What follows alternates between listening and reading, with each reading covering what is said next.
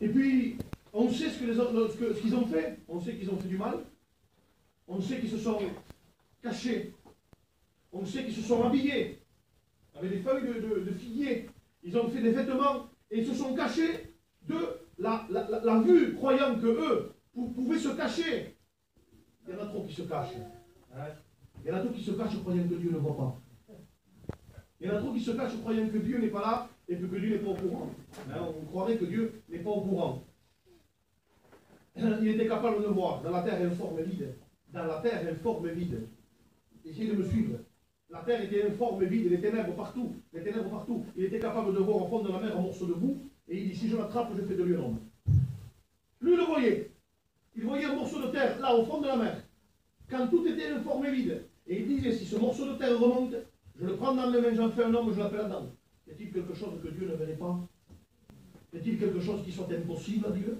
Si jamais Adam raconterait son témoignage, admettons qu'il serait là, il dit, je vais vous raconter ce que j'étais avant, moi.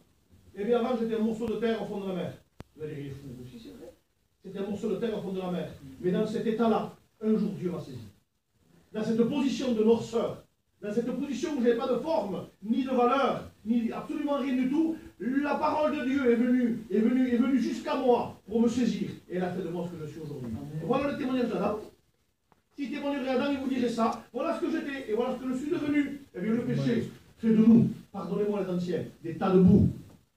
Le péché fait de nous des hommes sans vie, des personnes informes, des personnes qui sont dans les ténèbres. Mais un jour, l'évangile, à travers des réunions, il est venu nous saisir. Amen. Et il a fait de nous ce que nous sommes aujourd'hui. Nous sommes quoi? Et tout simplement, avec humilité, avec grâce, avec vérité, je proclame que je suis enfant de Dieu. Amen. Et que si je suis enfant de Dieu, eh bien Dieu s'occupe de qui? Il s'occupe de ma famille et de ma maison. Il est obligé. Il n'a pas le choix. Est-ce que vous comprenez? Il n'a pas le choix.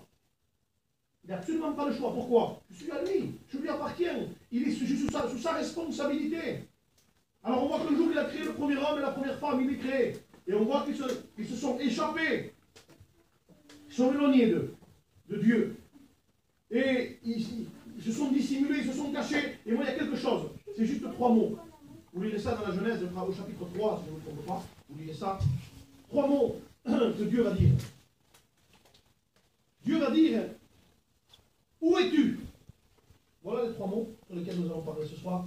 Juste quelques minutes de plus, je ne suis pas très long mon temps de prêche. Où es-tu? Je viens de vous dire que, est-ce que vous croyez que Dieu n'était pas au courant? Est-ce que vous croyez que Dieu ne savait pas? Est-ce que vous croyez que Dieu ne les voyait pas? Alors, ça pourrait nous intriguer ces 3 mots. Hein, les frères, ça pourrait nous intriguer ces 3 mots. Pourquoi? Seigneur, tu dis où es-tu? Bien souvent, on dit qu'il faut faire le premier pas. Bien souvent, on dit qu'il faut t'approcher de Dieu. Il faut aussi. C'est une réalité, c'est une certitude. Mais je tiens à te dire qu'avant que tu t'approches, Dieu aura essayé maintes fois de s'approcher de toi. Là, la parole de Dieu me dit que Dieu va dire à Adam, où es-tu? Et si jamais on arrive à comprendre un petit peu, qu'est-ce que Dieu est en train de chercher? Imaginez-vous que je n'ai pas vu quelqu'un depuis longtemps. Je ne l'ai pas vu depuis 1 an. Je ne l'ai pas vu. Et je n'ai pas envie de le voir. Alors vous savez qu'est-ce que je fais? Eh bien, je le suis. Mais si j'ai envie de le voir, qu'est-ce qu'il faut que je fasse? Je m'approche. Et si je reste muet? Non, je vais engager une conversation. Et souvent, les premiers mots qu'on dit, comment ça va? N'est-ce pas? C'est-à-dire que quand on dit comment ça va, on s'attend à quoi?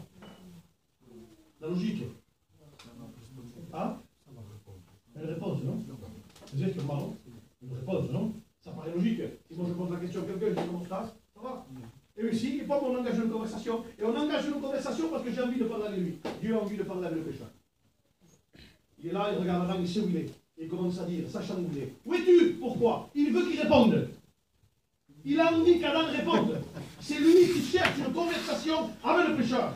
C'est lui qui vient, lui, le roi des rois. Il vient de s'abaisser. Pourquoi? Parce que Dieu sait que si quelqu'un répond à l'appel, il a tout ce qu'il faut pour le pardonner, pour le purifier, pour l'habiller, pour en prendre soin. Il a tout ce qu'il faut, absolument tout. Vous allez voir. Dieu savait, la parole de Dieu me dit qu'il répond à Adam. Il a eu la bonne idée de répondre. Que c'est bon de répondre à Dieu. Oui. Amen. Que c'est bon de répondre à Dieu. Vous croyez qu'on fait des appels pour faire des appels pour lui? Non.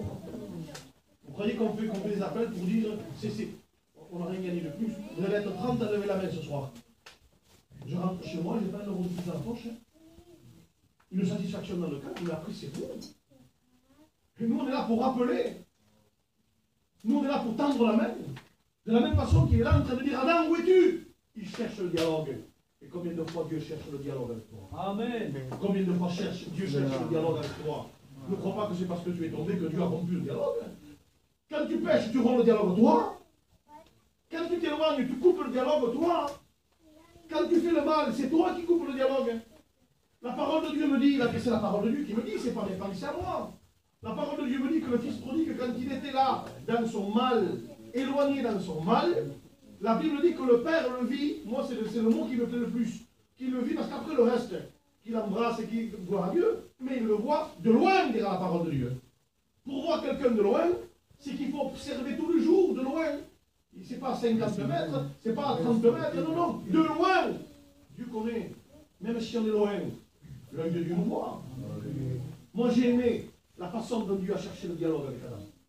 J'ai aimé comment il a provoqué ce dialogue. Si Adam reste muet, pas de dialogue. Si Adam reste muet, eh bien, il ne pouvait pas y avoir le sacrifice qu'il y a eu pour lui. Parce que Dieu avait en prévision quelque chose pour lui. Il le voit, Dieu le regarde, il voit ses feuilles de figues partout, de figuier là. Et certainement dans le cœur de Dieu, lui-même, vous ne savez même pas vous habiller. Et puis, automatiquement, Adam aurait pu mentir. Je ne suis pas là pour prêcher le contenu, moi. Hein? Je ne suis pas là pour prêcher le contenu, moi je suis là pour prêcher la réponse d'Adam. Parce qu'après, c'est sûr, d'autres prêcheront. Moi, peu importe ce qu'Adam a répondu, l'important pour moi, c'est qu'il a répondu. Et quand Dieu lui dit, tu as mangé du fruit, il ne dit pas non. Il ne dit pas non. Même s'il dit, c'est la femme que tu as mis, c'est vrai, dans le fond, ça veut dire, c'est vrai, j'allais manger. Il dit, peut-être c'est pas ma faute, mais il reconnaît. Quand Dieu parle, Dieu aime que les gens répondent avec vérité. Ce qui plaît à Dieu, c'est de ne pas passer pour ce que nous ne sommes pas. Ce qui plaît à Dieu, je suis ce que je suis, Seigneur. C'est par ta grâce que je suis ce que je suis. Est-ce que vous comprenez? Alors, Adam, il parle avec lui, et puis Dieu va pourvoir un sacrifice pour eux. La Bible me dit qu'il va prendre de la peau d'un animal. Vous savez, pour enlever la peau de l'animal, il faut le tuer, il faut qu'il meure. Vous êtes d'accord avec moi? Pour prendre la peau d'un animal, il faut qu'il meure. Vous n'allez pas lui prendre la peau comme ça sans qu'il meure. Donc Dieu va faire couler du sang. Parce que quelqu'un a osé répondre à son appel. Dieu a en réserve pour lui un sacrifice. Alléluia. Et ça, c'était pour Adam. Il avait en réserve un sacrifice en disant, s'il me répond, j'ai le sacrifice pour lui. S'il me répond, il y a du sang pour lui. S'il me répond, je couvre son mal. S'il me répond, je cache, je dissimule, je me mets par en dessous le mal. Vous comprenez? Que Dieu soit loué, mais ça c'était pour Adam, maintenant pour nous. Eh bien, Dieu nous dit, peu importe la situation dans laquelle on est, Dieu provoque. Dieu vient provoquer une conversation avec lui. Pourquoi? Parce qu'il sait que celui qui parle avec lui, il a un sacrifice en réserve. Amen. Mais ce n'est pas le sacrifice d'un animal. Ce n'est pas la peau d'un taureau, ce n'est pas la peau d'un petit agneau, ce n'est pas la peau d'un bélier, c'est le sang glorieux de Jésus-Christ de Nazareth. Alléluia. Celui qui est mort à Golgotha, il a en réserve le sang de son fils. Et là, si avec le sang de l'animal, il a pris la peau pour couvrir le mal, aujourd'hui il prend le sang de son fils et il arrache, il extirpe, il te délivre du mal. Donc l'important c'est quoi? Réponds à l'appel de Dieu. Amen. Ne disons pas que tout va bien quand tout va mal. Quand Dieu te dit où es-tu? Quelle est ta position ce soir? Eh bien ne dis pas à Dieu, bon tout va bien, Seigneur ça va. Par la grâce de Dieu ça va, tout va bien. Non, dis-lui que ça va mal. Il a la solution. Amen. Si jamais tu dis à Dieu que ça va bien, que tu as marché toi sûr, tu ne m'aides pas, mais tu viens de me dire à la réunion que ça va bien. Tu viens de dire que ça va bien. Est-ce que vous comprenez? Dieu est celui qui va entendre ton besoin de ta bouche. Dieu est celui qui va entendre ta nécessité sortir de ta bouche.